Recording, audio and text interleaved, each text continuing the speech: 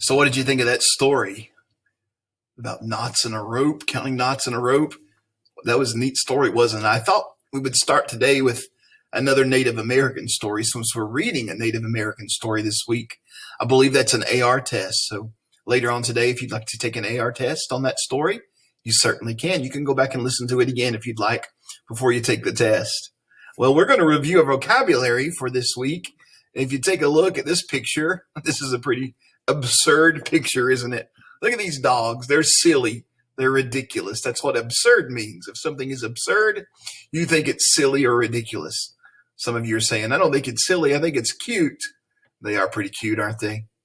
But absurd means silly or ridiculous. Our next word, maybe, is taunt. Taunt. It looks like these two are playing some table soccer or something like that. Taunt is something you say to anger or upset someone. So maybe he's saying, ha ha, I'm going to beat you. You stink. He's taunting her, making her mad, saying something to her that's making her mad. That's what it means to taunt. All right. How about forfeit? Oh, this team looks sad, don't they? Something happened. They didn't get to play. Maybe they lost. Maybe they had to forfeit the game. If you forfeit something, you lose it because you've broken a rule. So in our story this week, we're reading, they didn't want to talk, did they? The game of silence. If they had talked, they would forfeit the game and lose because they broke a rule. Moving on to our next word. It's despised. You despise something. You felt a strong dislike for it. I bet this boy doesn't dislike snow. He might despising shoveling snow, but I bet he likes the snow like you and I do too. Maybe we'll get some more snow this winter. I don't despise it, do you? I like it. But if you despise something, you dislike it very strongly. Ferocious. The ferocious looking leopard there, isn't it? Something that is ferocious is very fierce and mean and violent. Yeah, I wouldn't want to be around that guy. He looks like he's pretty mad about something. He looks ferocious for sure. And wow, look at that building. It's elaborately decorated, isn't it? If something is elaborately dressed or decorated, it has many complex artistic details. It's very elaborate. It's got statues of animals, it looks like. It's got all these different kind of pointy tops and all these different angles in the roofs, all these different columns. It looks like it's made of gold. That's a very elaborately created building. Coveted. Coveted means you want something very much. Maybe this is his friend's puppy, and he's coveting that puppy. He wishes he had a puppy of his own. It's pretty cute, isn't it? Have you ever coveted something your friend had? It means you want it very much. And that's all of our words. Okay. Well, let's go on here, and I want us to look at a couple things today. First, let's take a look at context clues. Every week we're looking at vocabulary strategies for figuring out words that we might not know as we are reading. And so today we've got some more strategies. So we've got some big words over here we're going to look at today. Remember what context clues are? They're the words or sentences surrounding an unfamiliar word. You can use context clues to figure out the word's meaning. There's several kinds of context clues. There can be an example of the word. Here's an example. She crept around in a surreptitious way. Have you ever heard that word?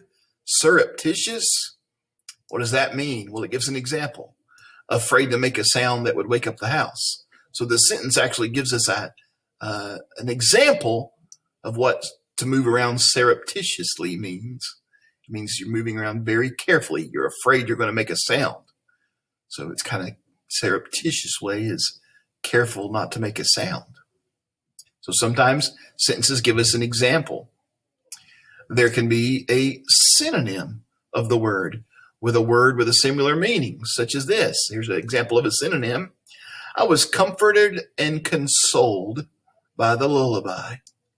So what does consoled means? mean? Well, it gives us a synonym of consoled. Comforted. Comforted and consoled are synonyms. They mean pretty much the same thing. So a context clue in this sentence is comforted. It's a synonym of the word we may not know, consoled. So sometimes they have synonyms. Sometimes context clues can be an antonym of the word with an opposite meaning. So here's an antonym example. I'm more compassionate than my sister, who can sometimes be uncaring. So compassionate and uncaring are antonyms. They are opposite. So what would compassionate mean? Well, the opposite of uncaring would be caring, right? He's saying, I'm more caring than my sister, who can sometimes be uncaring. But a nice word to use here, compassionate. I'm more compassionate, which means caring, than my sister. So we could find that out by using the context clue, which is an antonym in this example. And finally, there can be a definition of the word in the sentence.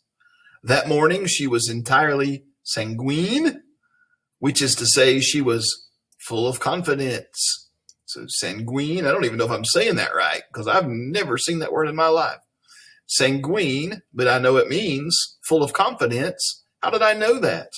I've never typed that word. I don't remember ever reading that word before. But I have a context clue because it gave the definition of sanguine, which is full of confidence. So she was full of confidence that morning. If I didn't have this context clue, I wouldn't know what it means. So always look for context clues in your sentence and see if they help you find out the meaning of a word. Okay? Well, as you begin to read your story by yourself today, we'll talk about that in a minute. I want you to think about the plot of the story as you read today. So let's review what plot is again. The plot of the story is made up of its characters, settings, and events. All of these things make up the plot. So we've got a rising action. This event leads to the climax, the most exciting part of the story. The climax is the conflict at a turning point, and then it has falling action, the events that lead to solving the conflict. And there can be story information in the rising action. There's characters and settings and the conflict. And there's resolution at the conclusion or how the conflict is solved. So let's think about our story, The Game of Silence. So as we're just starting the story, we see the rising action of the brother and sister, and we know they're playing a game. We don't know why yet, but they're not supposed to be talking, and the brother is doing everything he can to aggravate his sister and get her to talk, isn't he? Those are some characters we're introduced to. The setting is inside their home. The conflict is they can't talk, and the little brother's trying to get his sister to talk. And so then we've got rising action. Then more people come to their house, and more people come. Her cousins come. And then there's gifts laid on the floor. And then all the adults are talking, and they're listening, trying not to talk. And then the game is over, and the adults are finished talking. And the conclusion is the adults had to have a very serious conversation. And it sounded like, as we read yesterday, about maybe their land being taken away. So that plot of the story, it didn't end like I was hoping it would end. It ended so quickly, but that's how our story went this week. So it took us on a journey like a roller coaster does. If we're learning more, we're learning more, we're learning more. Wow, wow, wow. And then the story comes to an end. Okay, so that's the plot of a story. Now, what I want you to do today is I want you to read the story out loud to somebody. Find somebody at your house, mom, dad, grandma, uncle, aunt, dog, cat, pet fish, a stuffed teddy bear. I don't care. But find somebody or something that you can read your story, not to yourself, but practice reading out loud today. Read The Game of Silence to somebody. Let them hear you read it, and let them hear what a great reader you are. So I want you to do that in just a moment. Your story, remember, is in your reading book. It starts on page 142, and it goes to page 156. So read that to them. Now on the next slide, you're going to see a little lesson about we looked at action verbs yesterday, but in this lesson today, it talks about helping verbs. and main verbs. So sometimes that action verb needs a little help from another verb that goes before it in the sentence. And you'll learn about that in the next slide in that lesson. So I'm going to have you 3 things to do today. They're not hard, they're not long, but 3 little assignments. Let's go ahead and practice our vocabulary from this story. So you're going to practice your vocabulary, and then also let's get a little spelling practice in today. We'll have 10 words. Just choose the ones spelled correctly. Remember, we're looking at those words that have the or oo or u sound in them. So choose the one that's spelled correctly. Use your list that you wrote down yesterday to help you if you need to. And then let's work with helping verbs just a little bit and just choose the helping verbs in the sentence, okay? All right. So that's your assignments for today. Remember, you can go back and take an AR test on that first story you watched a minute ago as well. Have a great day.